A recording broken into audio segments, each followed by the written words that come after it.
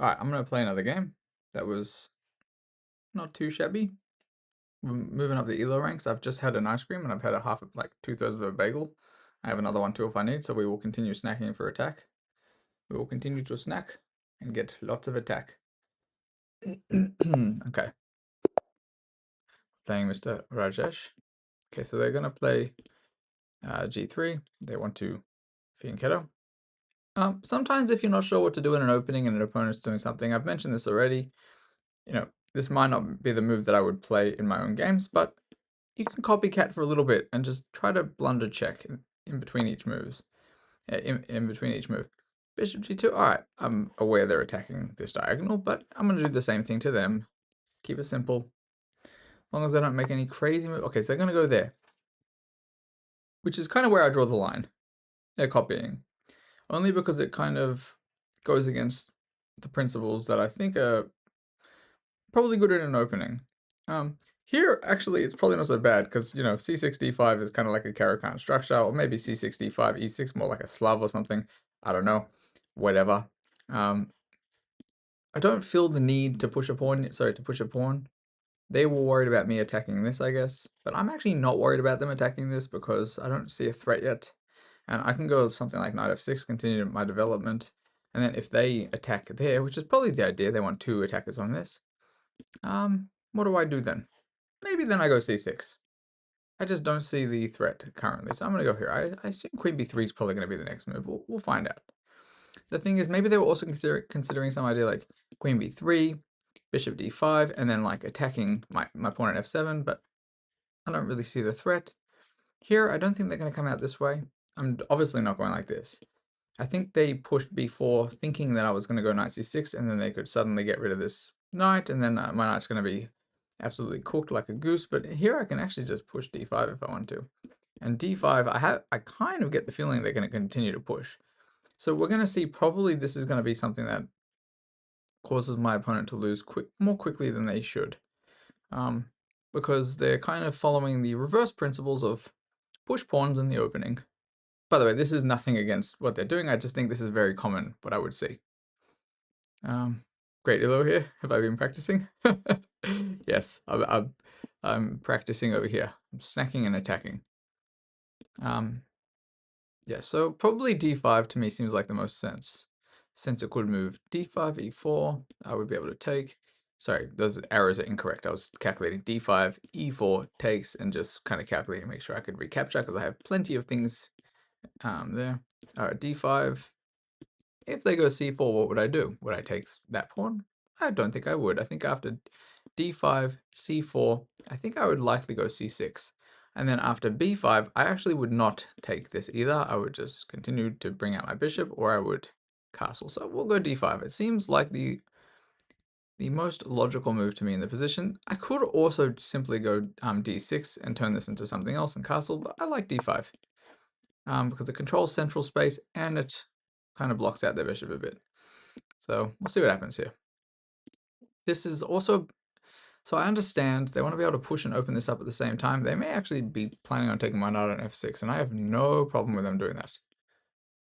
Now, it's probably worth thinking about here what's the best way to continue. I mean, I already know I'm going to castle.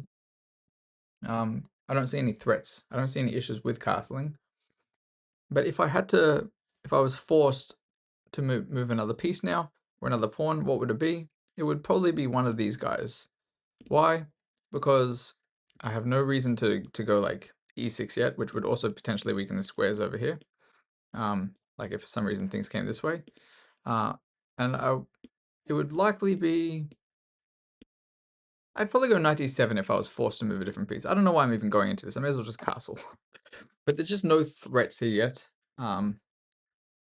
Yes, knight c6 wouldn't be the move yet because they can justify what they've done over here by pushing. But even then, if we can envision knight c6, b5, knight e5, it would be able to come back to d7 if I needed. All right, so this is obviously a little bit loosey-goosey. Just trying to think of what's a clean way to develop without overthinking it. My whole thing here is just do not blunder and develop pieces, and probably you'll win games because people are going to push pawns, and that is basically what's happening here. Maybe knight e7. Why knight e7? Well, I still want this bishop guarding um, b7 for at least for now. I don't see it being an issue, by the way, but after knight d7, maybe I go e5, or after knight d7, maybe I bring it to g6. Probably wouldn't do that. Knight d7 also supports c5 if I want to attack c5, like if I want to try to counter the fact that they have a pawn there, but I kind of don't mind just playing knight d7, and it seems flexible to me. Can also go c6 if I want to. That's also interesting. They are playing with fire a little bit. I'm probably going to go e5 right away. When your opponents are pushing all of the pawns on the board like this, and the only pieces that they had kind of worked to develop with two bishops that are now actually behind those pawns, it's worth looking at tactics immediately. I won't overdo it though, because I think it's probably more strategy to set up tactics if I go for tactics now. So I'm not going to do that because I don't think that should be expected at even 1,000. I'm not sure. Yes, I gotta force myself not to look at that stuff. I'm just gonna play normal moves, like c5 perhaps. e5 I think is the move I really was considering the most, and you know what? I will play e5. Why will I play e5? Because right now, if they want to develop, they have to basically either move the e pawn, so they can bring a knight this way, or they have to bring a knight there, or there, or there, or there. I'm not exactly sure what's going on, but this doesn't seem like it's going to be wonderful. Now, should I take this pawn? I don't think so. Why would I choose not to take the pawn? Well, I would choose not to take the pawn because if I take and they take this way, well, all right, maybe this is good for me over here if I get this, some control this way. If I take this way and they take back with the d pawn, maybe I don't like the fact that they might have a bit of a solid structure here. Actually, to be honest, taking is probably pretty good for me too. Everything's good for me here. Yeah, that's actually all good for me here. The only thing is I have to take, so if I take then I can't push this pawn yet. For the sake of being stubborn, I might just go c6. Because if they take and then I take back, they have to move this pawn if they ever want this bishop to do anything useful, and I think I might just do that. To be honest, against somebody my own rating here, I'd probably play c5, but I'm not sure it's the most obvious move. But c5, if they took, which they may take, would allow me to get knight c5, and then, things would happen. They might go bishop a6, go g6. Actually, that might be bad for me. I'm not sure I want to go like this, because then after knight b6, they can trade queens, and their position's just not great. I think I'll play this slowly. I'm actually just going to go c6 and see what they want to do. That's what we'll do here. Usually, it's like GM Igor Smirnov, I think. I think that's his name. I've watched a few of his videos before. One of the things I really like is to take is a mistake, and I do quite like that. And a lot of the times that is the case. When you have a whole thing of pawns in the center like this, it's usually beneficial to the side that is not capturing for the trades to happen. So like in this example, if I take and they take one of these ways, it might be better for white because then they have control over the pawn pushes. Howdy Mo, what's cracking, sir? Don't forget, is the cookie crumbling? Oh, is the thing tonight? Is that midnight for me? Bro, I'm so tired, man. I guess I'll try. It's 3-10-0s, yeah? I think Rage said she was prepping against me the other day on her stream. I don't know if she actually was, but Rage was saying that. I have not done any prep other than being sleep deprived and having insomnia. So I guess I'm counter prepping, to be honest. So just to kind of clarify what I was just referring to, over here they have just taken, and I will explain why this is good for me. One, because now if I take, I have these same beautiful structure that I had. But also now, if they push this to open it up after I take, it's going to give me access this way, probably. If they push this way, then I can take as well if I want to. I can't even fully explain this, but it's just better in this situation for me, them having taken instead of the other way around. Maybe I go this way, but I might even take with the knight, and then I have a way to jump in this way. I will take back this way. Okay. Sleepy Aussie is strong. Mobro, unfortunately not as strong as well-rested Aussie. Okay, so they immediately push, and that makes sense. But what they may not be considering is that I do not have to take this. I do not have to do anything. If I would like, I can actually push and block this bishop out. I may even just consider this, to be honest, and open this up because the king's in the center. But in fact, no, I'm actually going to go rook e8 first. I'm actually going to completely ignore this. And they are trying to flag me probably because I'm realizing I'm getting low on time, but it is not going to work for them here. So I'm going to take now because they've allowed a lot of these pawns to come off, and you can just visually see how weakened their structure is versus mine. I have this nice little structure here, and they want to trade. I do not need to. I'm actually going to get rid of their bishop. It's their only strong piece here, I think. I'll go like this, and then after they go there, maybe I'll just take the bishop. I could also go this way and get a beautiful knight there. But I think for the sake of making this simple with the time situation, I'll just take it. I think probably in a different game I might actually go back to f5 and try to jump to d4, but here this is fine. I can kind of already see what's going to probably happen here, but I'm just going to go here, make a move.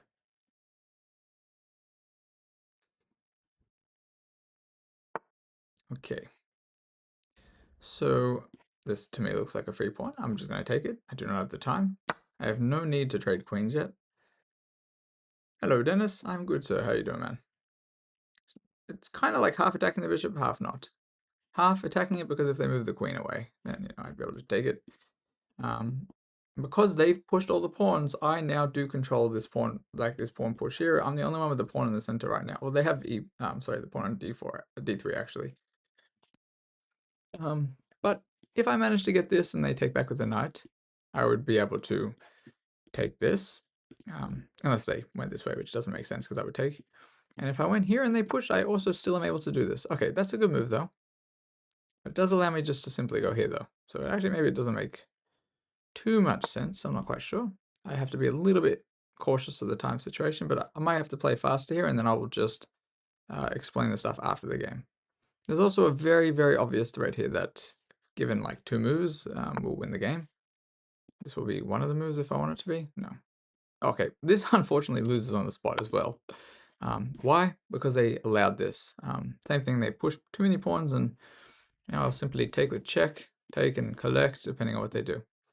If they go here as well, I mean, this is going to end up in a checkmate, I think. This is probably not the best move either. I may consider this way for in a checkmate. Oh no, I'm just going to take it. I only got a minute, so simplify, take a free piece, keep it all gravy. No problem. Something like this may be tempting for them, but that would obviously blunder too. It will end up being probably relatively straightforward. Here, I'm just going to take a free piece. I did not take the pawn at all because this is better. They got to move this rook. If they go there, I can just take it and simplify, when you're up this much material. Okay, they did unfortunately blunder the fact that my rook was still there. They may also overestimate the strength of if I go knight f6, rook e8, king g7. It's not a big deal. But probably if they take with the rook, I'll just take with check first, then I'll figure this out. If I go there, I go check. Okay, here is actually winning another piece because it is pinned to the king. If they try to attack it, I can just take this or that. This is very likely going to end up being checkmate shortly. They may have thought they were going to be able to flag me. I don't actually have to rush to take this yet. I can just bring in another piece and continue developing. There's no rush here. King moves anywhere, I take. If the king does not move anywhere, at some stage I'll take. So relatively easy cleanup. If I go here and takes, this is also going to be pretty good. Or here and takes, it's going to be pretty good. I mean, it's all going to be pretty good. 37 seconds is a lifetime in a position like this for black. Only thing I have to really watch out for is, some back rank mate, but it's just not gonna happen here. I have really no rush. I can just go here if I want to. This looks good. Why not? Threaten this guy, then take, and then it'll be a full free piece. Well, no, then they have king there. Anyway, this whole thing is super winning. I can even go like this if I want to. This would be a nice little cheeky threat. Yeah, I don't need to take it yet. They can move their knight. I'm actually just gonna give a checkmate if they do that. So just really, really no rush. And if they go rook h2, I'll just take it. Rook h2, knight h2 is a checkmate. Knight moves anyway, they're getting checkmated. Rook moves anyway, they're pretty much just a forced checkmate now, actually. I think it's just checkmate 1, regardless. So yes, I won't pre-move this because they could go there, but this is checkmate. Why would this be checkmate if they try to block this way? Simply because after rook h2, knight h2, they're in check. King can't go there because they would be in check by the queen. King cannot escape this way because they will be in check by the pawn. So simply either checkmate here or checkmate over here. I don't see any way to stop this now. So yes, lifetime in a position like that with 30 seconds. Simply a checkmate. Knight is guarding the queen. Okay. So we're at 440-ish now. So we're getting a little bit closer here to the 2000 goal. It'll still take a while though, don't get me wrong. But we will keep it up. So apparently I didn't play this super accurately comparatively, but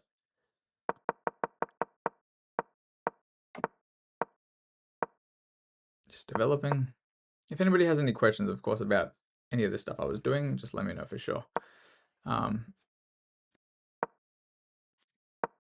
yes, here I was just trying not to be the one to take first, and you can see it gets a little squiggly mark, there's just a little question mark. Had they just simply developed, it would have been probably ideal. Like, in a position like this, not only have they weakened the f-pawn, they've also kind of restricted 2 squares for their knight.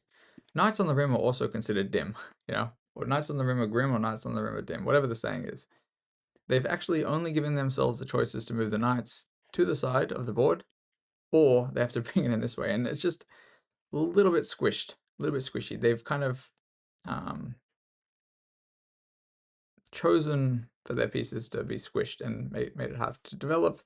Sometimes I think definitely like under 1,000, like you see a lot of stuff with people just pushing pawns, but it does just kind of weaken all of the squares behind the pawns that are pushed. So they make this move, it's not everything's super weakened yet, but after they move this one, now this square's, you know, available, which was not previously available before. After they move this diagonal is possibly a threat now. If I had a queen over here and a bishop over here, you know, maybe there's a mate over there.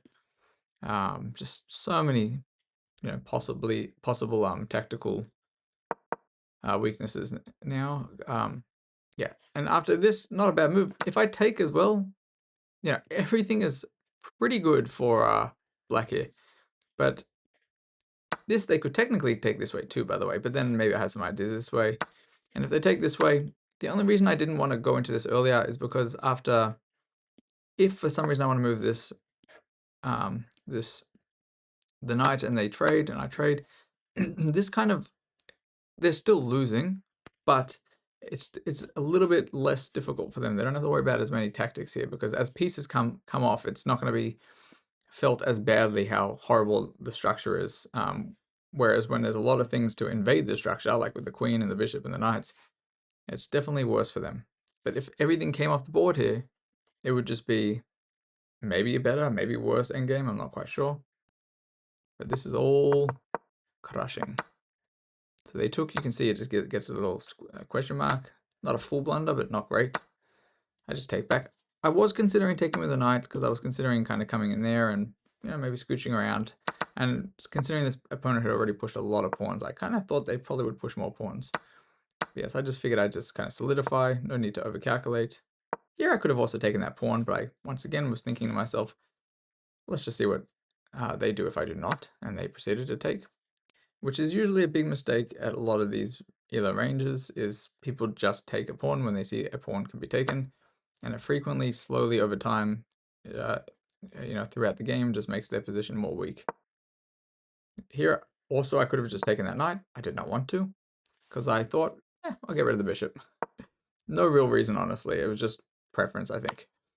In a game, like I was saying, I might have considered going here and coming around this way, because let's just say hypothetically there and there, you could, just like visually, this is a really nice looking knight. However, they still have the bishop that could get rid of it though, so I don't even know. Everything here is pretty good for black. It's easy to play comparatively. for white. And because all the pawns have been pushed, you can see like straight away I just move a queen and I'm attacking this. And if they actually have to defend it either with the bishop or with the pawn.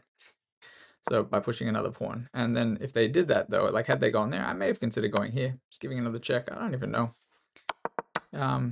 Even if I make some bad moves here, it's still likely going to be winning for black. Depending on how bad, of course, I could just hang a queen. Here, I think they really wanted the queen trade, and I think this was a good idea. I know the computer gives it a bit of an inaccuracy, but I think it was a nice try, because if I did decide to take this, once again, it does alleviate some of the pressure for white. The reason it's not wonderful is after this, I just ignore it and take a free pawn. There, so many pawns have been pushed. If there was a pawn still on c2, and then they decided to go a3, guess what? I wouldn't be able to just go snug and chill with my queen on b3. But I'm able to go on, put my queen in and let it hang out on b3 because of the fact they pushed all these pawns and there's no pawn on c2 anymore. So the amount of weaknesses and holes that are created by pushing pawns for no kind of like good reason is unfortunately a big deciding factor in these games.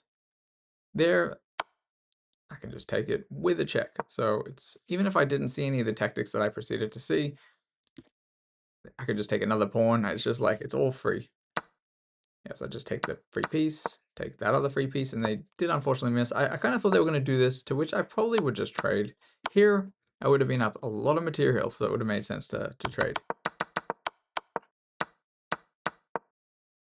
So yes, this is kind of not too much to explain, just taking a pawn with check. So there's a difference between taking a pawn and taking a pawn with check. At least when I take with check, if I really need to, I can just go back. In this case, they chose to guard, and it is very, very shortly going to be a checkmate. One other thing to keep in mind is even in this position, if you want to play accurately, I mean, I don't know, maybe I didn't play super accurately, but here they chose to push another pawn. But at this stage, to be honest, there's not much else to do.